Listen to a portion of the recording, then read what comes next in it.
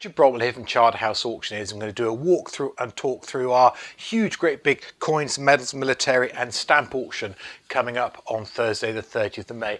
Now this is a wonderful thing. Hopefully you can see it, Ash, because obviously it is camouflage. Yes, it is. This is a Second World War period Denison smock. It's as used by paratroopers. They have this little frog section here, so it comes around and straps on there so that when you jump out of an airplane, your whole sort of jacket doesn't blow up and what have you.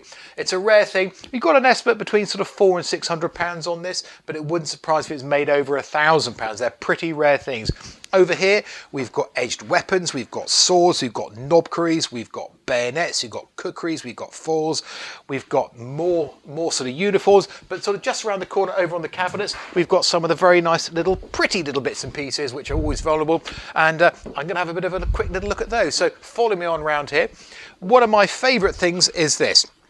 This is a little book here, and what is unusual about this is it's not the RAF, it's the RFC. That's the Royal Flying Corps. No, Ash, it's not the Royal Flying Club, it's the Royal Flying Corps. And this is all hand-drawn, all handwritten, and for the Corps Observers course, Artillery and Infantry Corporation School. And what a wonderful thing.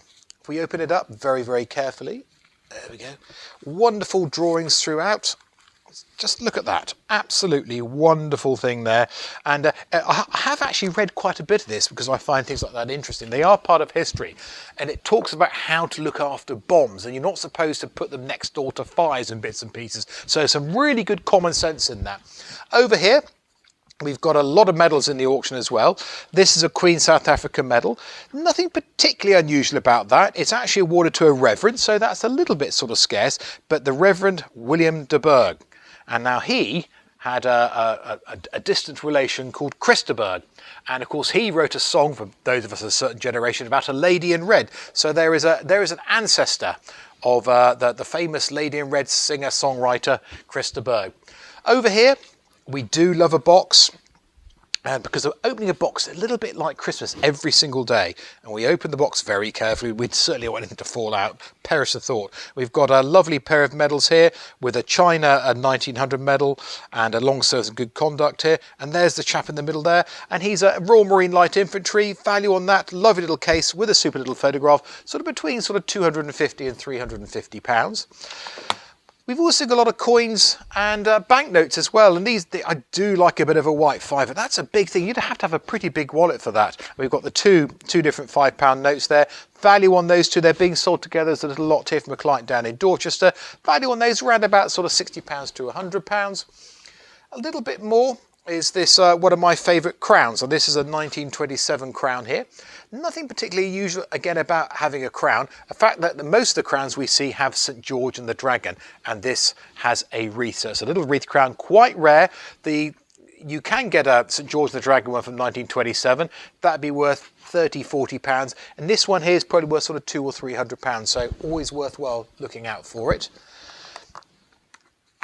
Going a little bit more modern here, just to prove that age doesn't really count in anything these days. We've got a set of 3 medallions, here we are, to celebrate the 900 years of Westminster Abbey. So these date to 1965. Yes, they're even older than me. And the value on that around about the sort of £4,500 to £5,500, because this one here is a huge, great big lump of 22 karat gold, and it weighs about 4 ounces. So a lovely little set there, as I say, in around about the sort of the £4,500 to £5,500. We've also got a load of stamps as well, and we've got tens of thousands of stamps. And this is a pretty uninspiring album cover here. Just move that out of the way carefully. But we open it up, and someone has had great fun putting this album together. And we open up this page here, and they've been doing little drawings all the way around the stamps. Absolutely fascinating.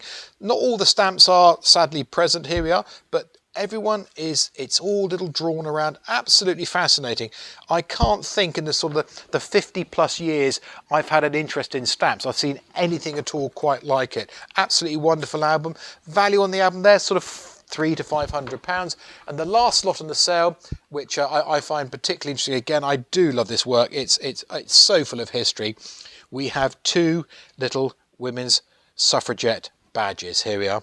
Again, they are pretty rare things.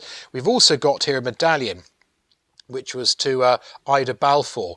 Now, she became a medical doctor, and I've been learning all about these things. She did her degree up in Edinburgh University, and at that time, as a woman, you couldn't actually graduate as a doctor, so she went over to Belgium and graduated over there. And whilst we cannot 100% say those are her badges, it came in together as a little lot. She's of the right sort of era to be a suffragette, and the value on that little lot of items there is between £400 and £600. We've already had a lot of interest in that sale already. So here's a walk and a talk through the coins, medal stamps and military auction, and hopefully we'll see you at the sale.